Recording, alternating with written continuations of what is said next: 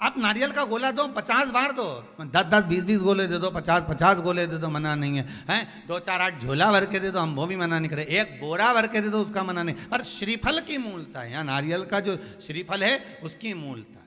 और कितनी सुंदर बात है, नारियल जो बहन भाई को देती है श्रीफल, हाथ भरा हुआ रखती है, भाई को बहन जब श्रीफल देती है तो भाई वही श्रीफल अपनी बहन को कुछ दक्षिणा अर्थात कुछ रुपया रखकर, कुछ भेंट रखकर, कुछ स्वरूप रखकर, जब बहन इतनी दूर से आई वही श्रीफल भाई फिर बहन को दे देता है, ये ले तू ले जा,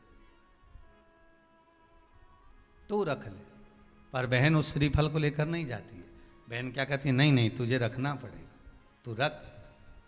तो दो चीज में से जब श्रीफल भाई भेंट रख कर देता है अपनी बहन को, तो बहन श्रीफल वहीं भाई के घर छोड़ देती है, भेंट का कुछ भाग लेकर चल देती है। ये बहन का प्रभाव। रक्षा सूत्र को लोगों ने बिगाड़ दिया आज के जमाने में, तो रक्षाबंधन का भी महत्व लोग नहीं जानते कि कैसे रक्षा सूत्र बनना चाहिए, कैसे रक्षाबंधन होना चाहिए, उसका भी विशेष महत्व होता है भाई, उसकी भी मूलता होती है। और एक बात कहूंगा आज रक्षाबंधन पर, आपको अच्छी लगे तो आप स्वीकार करना, ना लगे तो आप छोड़ देना। वैसे भी सीहोर वाला महाराज ताड़ी तेड़ी बोले ही बोले है, उसमें क्या दिक्कत, तो बोलने में तो कोई पीछे हटूंगा नहीं। एक निवेदन आप सबसे करूंगा, आपको अच्छा लगे अपने जीवन में उतारिएगा, ना लगे कोई बात नहीं, छोड़ दीजिएगा, पर उतारना जरूर।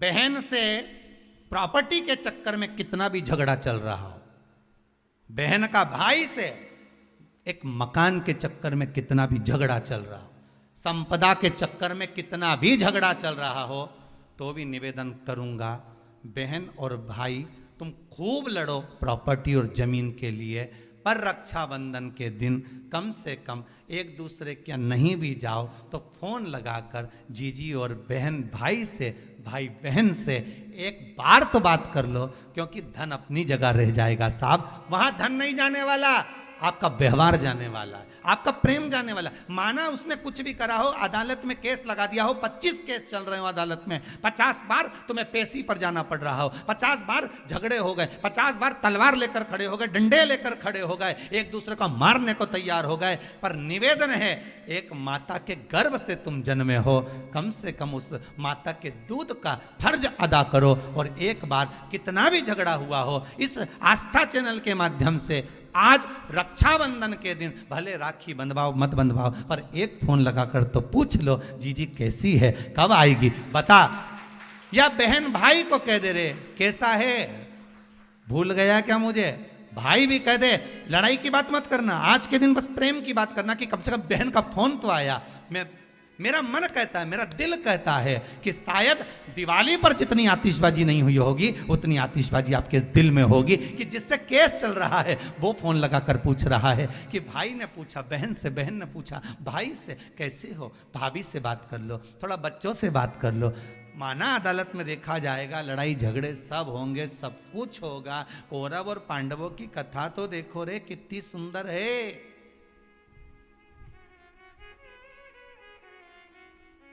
कितनी सुंदर है।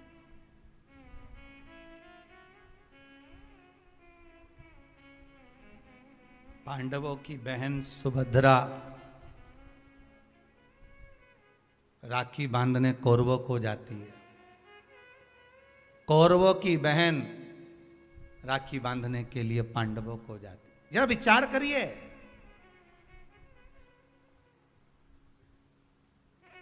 क्या युद्ध के मैदान में लड़े नहीं, क्या युद्ध के मैदान में मरे नहीं, युद्ध अपनी जगह पर है,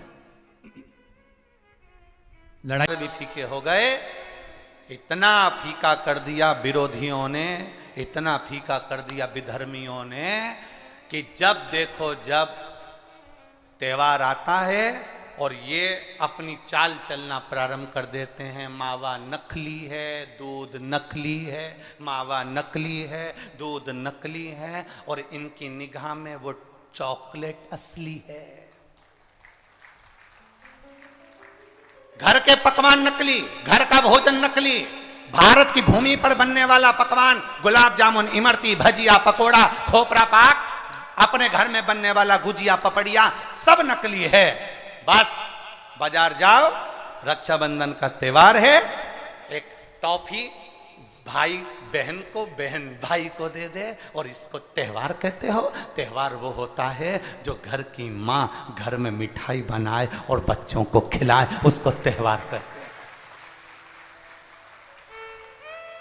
फीका कर दिया त्योहारों को। जो भी त्योहार आते हैं या तो 2 हो जाएंगे, 3 हो जाएंगे, या फिर इतने छोटे हो जाएंगे कि उसमें आप विचार करते रहोगे कि मैं कल मनाऊं कि परसों मनाऊं। बस इसी विचार में पड़ते रहेंगे। और हमारा सनातन धर्म का जो हमारा एक आनंद है, हमारे जीवन का जो सुख है, त्यौहार का जो उत्साह है, त्यौहार का, जन्माष्टमी आती थी पहले, लोग ऐसी जन्माष्टमी मनाते थे। रामनवमी आती थी पहले, रामनवमी मनाते थे। रक्षाबंधन आता था पहले, रक्षाबंधन खुशियों से मनाते थे। जब होली आती थी, होली खुशियों से मनाते थे। दिवाली आती थी, दिवाली खुशियों से मनाते थे। संक्रांति आती थी, संक्रांति खुशियों से मनाते थे। जितने त्योहार आते थे एक आता था और उसमें उत्साह, उमंगता, आनंदता होती थी। आज के जमाने में इतना इतना बांट दिया, इतना इतना बांट दिया कि त्योहार को भी 2-4 कर दिए, तो लोग विचार में पड़े रहते हैं। अब करें तो करें क्या, अब विचार करें तो करें क्या। टॉफियों को इतना जरूरी बता दिया कि घर में मेरी माताओं के हाथ की बनी हुई गुलाब जामुन, खोपरा पाक, गुजिया और पपड़िया कोने में पड़ा रहता है, और वो टॉफी एक मूल हो जाती है, एक चॉकलेट मूल हो जाती है। और हम समझ नहीं पा रहे विधर्मियों को, हम सोच नहीं पा रहे कि हमारे सनातन धर्म पर कुठार प्रहार है ये, हमारे सनातन धर्म को नष्ट करने का प्रहार है ये। त्योहारों पर कौन सा एक, किसी ने बता दिया कौन से शास्त्र, कौन से वेद और कौन से पुराण में लिखा है कि त्योहार पर बहन भाई को तिलक लगाए तो टॉफी खिलाए, चॉकलेट दे। यह हमारा सभ्यता, हमारी संस्कृति और हमारा संस्कार नहीं है। यहाँ तो ये नियम है, बहन भाई को जब राखी बांधे तो बांधने पर उसने अपनी माँ से जो मिठाई बनाई हो वो थाली में रखी हो, और बहन भाई को और भाई बहन को खिलाए, तो माता पिता का आशीर्वाद उसके शरीर में पहुंच जाए, उसके जीवन में पहुंच जाए। हम किन ओर जा रहे हैं? और हम चिल्ला चिल्ला कर कह रहे हैं धर्म की अधर्म का, प्राणियों में विश्व का हो गया। सीधी बात। हम जा कहां रहे हैं? हम किस पथ की ओर, हम किस मार्ग की ओर जा रहे हैं?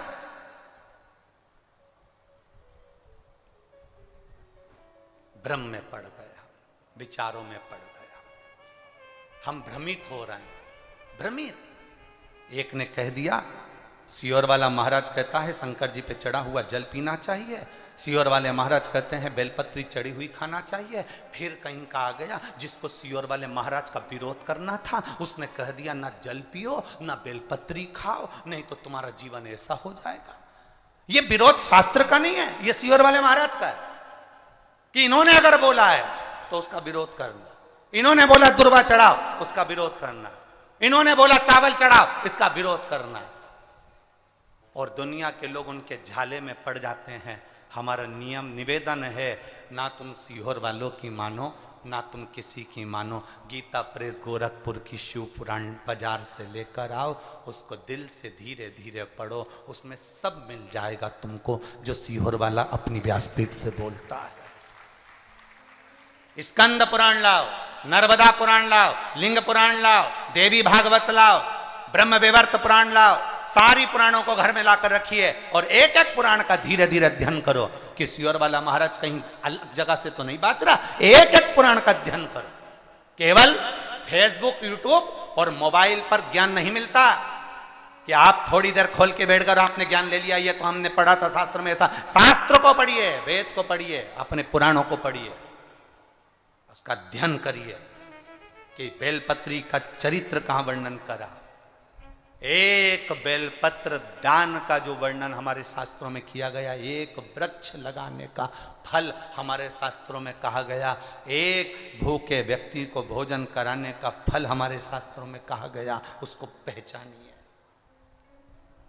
एक नवयुवक लड़का अपने पिता के सिंहासन पर बैठ गया। ब्राह्मण, साधु, संत और बहन बेटी, ये तीन काल का हरण करती है, इसलिए इन तीनों की महत्वता। जब ये राखी जो बनती है ना, ये रक्षा सूत्र जो तुमने बांधा है, ये मोली जो बांधते हैं, कलेवा जो बांधते हैं, ये रक्षा सूत्र बहुत दिन तक जब बंधा रहता है, बंधा रहता है, बंधा रहता है, पूरा समय 8 महीने, 9 महीने, 6 महीने, 4 महीने, 3 महीने, जितना भी आप लोग बांध कर रखते हैं, जितना भी 8 दिन, 15 दिन, 20 दिन, जब तक आप बांध कर रखते हैं, उसके बाद में इसको खोलने के बाद कहाँ डाला जाता है?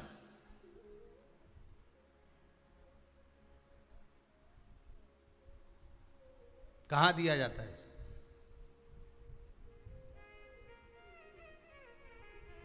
वो रक्षा सूत्र को कहाँ डाला जाता है?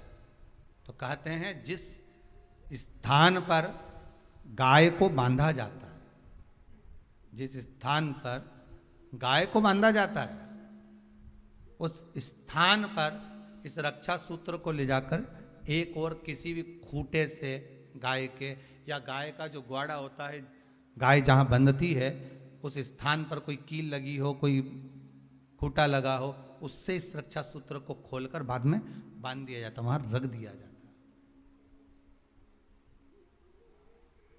क्यों, किस लिए रखते हैं, क्यों जोड़ा गया इसको?